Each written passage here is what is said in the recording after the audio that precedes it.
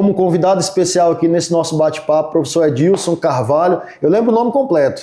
Edilson Carvalho de Souza Júnior, não é isso? Perfeito, José. Eu tive a honra de ser aluno do professor Edilson na genética, talvez tenha sido nosso primeiro contato, acho que ali no 4º período da faculdade. E, bom, escrever trabalhos, publicar, participar de congressos. E é um prazer lhe receber aqui, professor, para a gente falar sobre trabalho científico.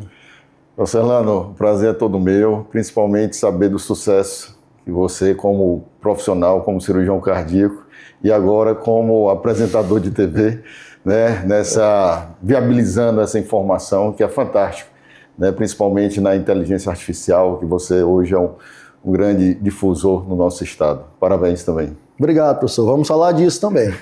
Mas, professor, eu sou do tipo de médico que eu fui o primeiro médico da minha família, né? Minha família, se eu conheceu, meu pai, professor José Nunes, e tenho muitos outros professores na família, mas eu, particularmente, podendo trazer um pouquinho da experiência aqui dos alunos que nos assistem, eu fui daqueles que eu aproveitei bem as oportunidades de escrever trabalho e de apresentar nos congressos, enfim, isso me ajudou muito, pessoal, inclusive, a entrar na residência. O fato da produção científica, de certa forma, me deu um salto a mais nas notas. Mas eu queria começar perguntando para o senhor, que sempre foi envolvido com pesquisa e que hoje lidera um centro de ensino importante na cidade.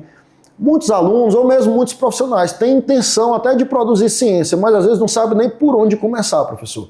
Quais são os primeiros passos? José Orlando, você falou uma coisa importante, né? Quando eu também fui o primeiro médico da minha família, e sempre eu me agarrava às oportunidades. E eu lembro assim que eu entrei na Universidade Federal, que eu tive um grande mentor, que foi o professor Paulo Humberto, que essa semana, inclusive, completou 75 anos, teve que se aposentar, né? Então, a oportunidade de conversar são observando o que a vida está nos proporcionando. E o interesse, né? Então, eu sempre digo, olha, se você gosta de observar, se você é uma pessoa curiosa, porque pesquisa e trabalho científico não é para todo mundo, né? Você sabe, numa turma grande, você seleciona ali 5, 10 alunos que gostam disso, né? E não é demérito também para os outros.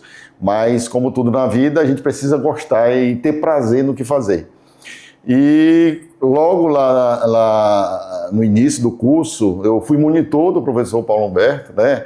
E ele abriu as portas, né, nessa parte científica, e é ali que a gente começa. Então, a gente começa observando quem já tem experiência. Tá? Se você quer começar, você é um acadêmico das áreas de saúde e das outras áreas, procure quem já tem experiência, comece pequeno.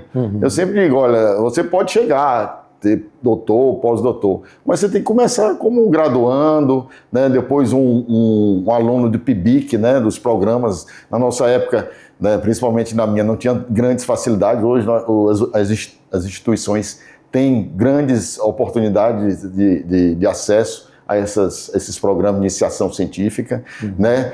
Fazer parte das ligas, né? As ligas acadêmicas é muito importante também. Hoje temos várias ligas aqui no estado do Piauí. E assim, observando e começando a entender como é que faz um trabalho científico, né? Como é que as publicações acontecem. É por aí, comece pequeno e sempre com a orientação de uma pessoa boa. Hoje a gente percebe no contato, às vezes com estudantes que vão nos acompanhar ali durante os procedimentos ou mesmo nos congressos. Eu acho que eles estão até um pouco mais atentos a isso, até por conta da concorrência, porque isso vai fazer mais, se já fazia diferença para entrar na residência, agora é que faz mesmo. Para quem está, então, enfim, está começando a acompanhar e ter ideias ali de trabalhos, quais são os trabalhos mais comuns hoje que um aluno, que estudante de medicina pode publicar? Relato de caso, revisão, o que você sugere? A publicação científica ela começa desde de um relato de caso até uma série de casos, né? E são trabalhos interessantes. Você lembrou alguns trabalhos que a gente publicou, um trabalho que é inédito. É difícil a gente dizer assim, olha, é um trabalho inédito, né? O mundo é muito grande, as pessoas estão acontecendo, estão publicando. Mas a gente deve começar com um relato de casos, depois uma série de casos. Nós temos as próprias revisões de literatura, quando você quer se aprofundar sobre um determinado assunto, né? Nós temos as revisões sistemáticas, né? Que aí é um trabalho mais complexo, onde você precisa ter uma metodologia mais exigente, né? Até um artigo original, que aí já é uma produção original de trabalhos laboratoriais, de bancas de laboratório, trabalhos de campo, que aí você vai escrever o seu artigo original. Isso é mais comum já na pós-graduação, principalmente no mestrado e doutorado, onde a originalidade é interessante, né, que aconteça. Sim. E como que ele pode estar atento a bons temas? Porque às vezes, não só no trabalho durante a faculdade, mas às vezes no mestrado, na tese de doutorado, como que o pesquisador, o aluno, ele pode estar atento a um tema que de fato vai chamar mais atenção? Existe algum indício assim no dia a dia? Olha, eu costumo dizer, ninguém cria nada, né? Hoje, o mundo hoje é muito conectado, né? E a gente consegue ter uma oportunidade de conhecer casos em todos os lugares do mundo. Agora, um trabalho científico, para ele que seja respeitado, ele precisa de 3 coisas básicas, que é a originalidade, a viabilidade do trabalho e a relevância, né? E isso a gente precisa utilizar de quê? Utilizar da referência bibliográfica. Né? O que é que a referência bibliográfica vai me dizer sobre um determinado tema? Se ele já é um tema bastante publicado, se esse tema é interessante eu estudar na minha região, porque às vezes você tem trabalhos que são publicados, mas são trabalhos internacionais que não mostram a realidade. Por exemplo, dentro da área da coloproctologia, o ritmo intestinal ele é baseado em 2 trabalhos internacionais, e os 2 acima da linha do Trópico de Câncer, um americano e um outro inglês. Por que não fazer um trabalho de investigação de como é o ritmo intestinal do piauiense? Nós não temos trabalho sobre isso. Tá? Então, assim, a gente precisa observar. Sócrates, né, grande pensador grego, dizia o seguinte: uma vida que não é avaliada não serve para ser vivida. Então a gente precisa estar sendo, né, observando as coisas. O que é que está acontecendo? Qual é a tendência do mundo? Né? Às vezes o aluno diz: professor, o trabalho não deu certo não, porque o resultado não era o que eu esperava.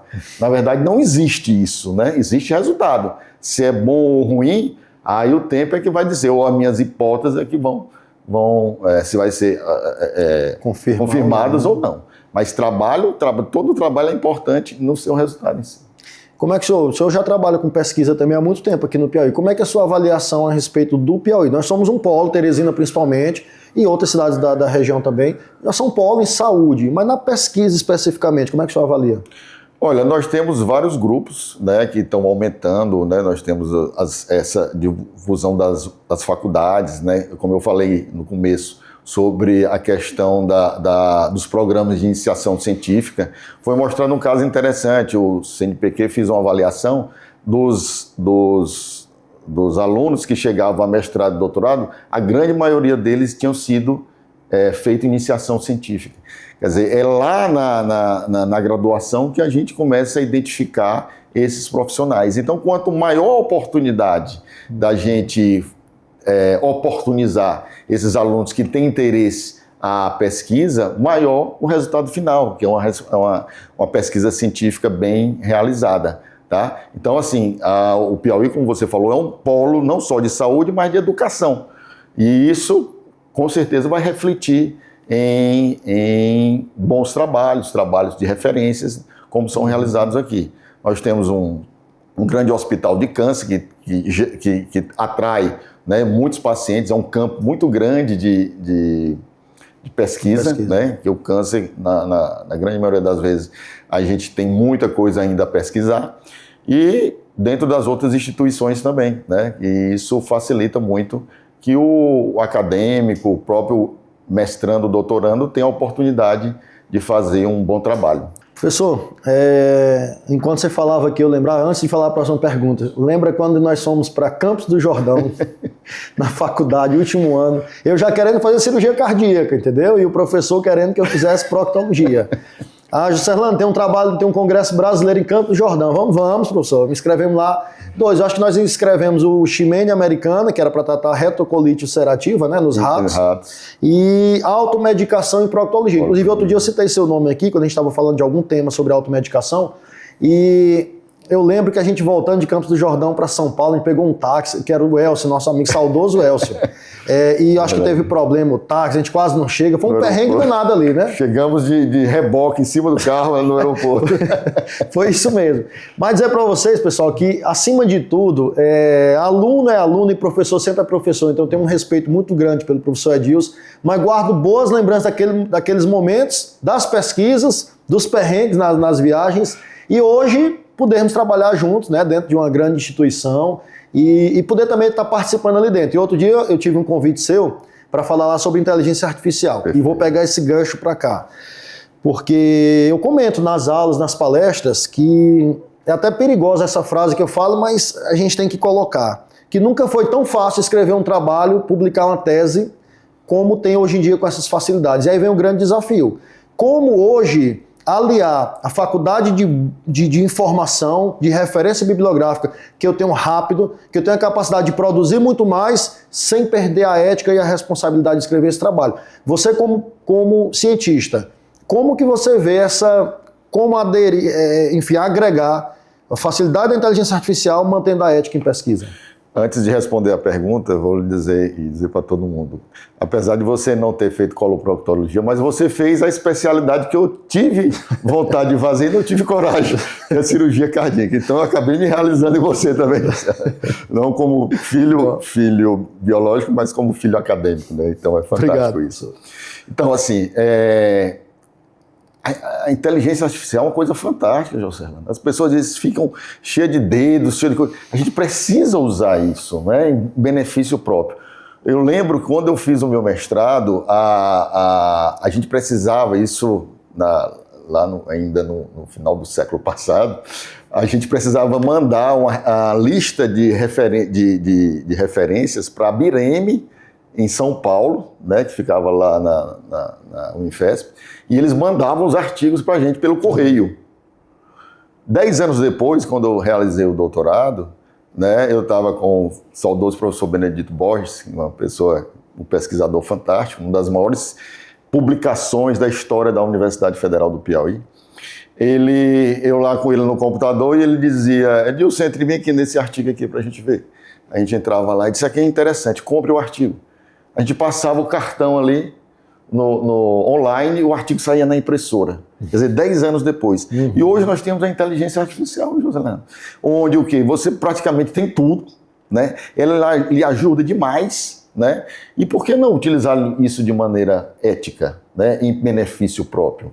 E temos, claro, qualquer ferramenta a gente pode usar, desvirtuar a sua utilização. Se eu lhe der uma faca para o escultor, ele vai construir uma obra de arte, né? um arte santeiro, por exemplo. Mas o outro pode pegar e fazer um delito. Então, a arma é a mesma, o instrumento é o mesmo, né? Então, a gente não pode sacrificar um instrumento pela vontade diferente de cada um. E na pesquisa, eu vejo a inteligência artificial como uma coisa fantástica. Tá? Agora, do ponto de vista ético, a gente tem vários bloqueios para isso. Né? Até quando a gente, por exemplo, eu terminei agora um pós-doutorado e na publicação mais recente eu tive que informar a revista em que partes do meu trabalho de pós-doutorado eu usei a inteligência artificial. A gente precisa declarar isso. Entendi. E outras revistas, a gente precisa assinar um termo de antiplágio. Né? E você sabe que existem inúmeras ferramentas de antiplágio que a gente consegue ver. Porque é como você diz, eu posso copiar uma tese, né? Mas do ponto de vista ético, isso não deve ser estimulado, claro. Não, mas a gente tem, por exemplo, o Copy Spider, que é uma ferramenta brasileira que eu consigo pegar um TCC, colocar lá e dizer, olha, esse TCC tem 30%, 40%, 80%, 90% de cópia. Então eu chego para o meu aluno, eu como orientador, né, que aí entra a questão do orientador, como eu falei no começo da entrevista. A gente precisa estar perto de pessoas idôneas, por pessoas que queiram realmente fazer o crescimento da ciência e do colega, do futuro profissional. Então, a gente tem essas ferramentas. Eu não vejo interessante. Por exemplo, uma coisa que a inteligência artificial me facilitou muito, por exemplo, algumas revistas delimitam a quantidade de palavras no resumo. Então eu pego o meu resumo e digo, olha, eu queria que você reescrevesse com tantas palavras. Qual o problema ético nisso? Nada. Nenhum problema ético. Ele manteve a coisa. Agora, a criação é minha, a criação é humana. Eu utilizei a ferramenta para adequar a uma determinada demanda de uma revista, por exemplo, de uma publicação. Então, não há problema em relação a isso. A gente precisa usar cada vez mais, agora de maneira ética e de maneira responsável, como tudo na vida.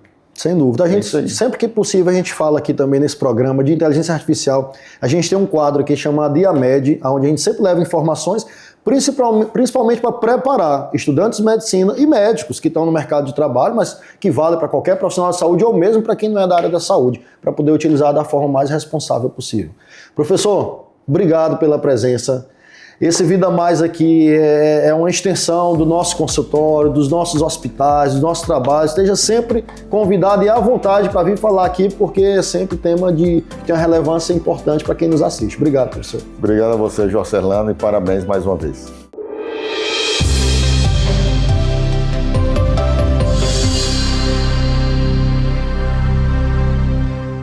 Programa Vida Mais. Oferecimento: Santa Fé, Centro Hospitalar e Maternidade. Aramis, Shopping Rio Poti, Piso L2 e Avenida Homero Castelo Branco. Faculdade 7. É muito mais que tecnologia. Construtora estrutural, edificando sonhos. Unimed Teresina, cuidar de você. Esse é o plano. LogMed, saúde fácil. Core Clínica, uma clínica carinhosamente pensada para você. Rua Coelho de Resende 483.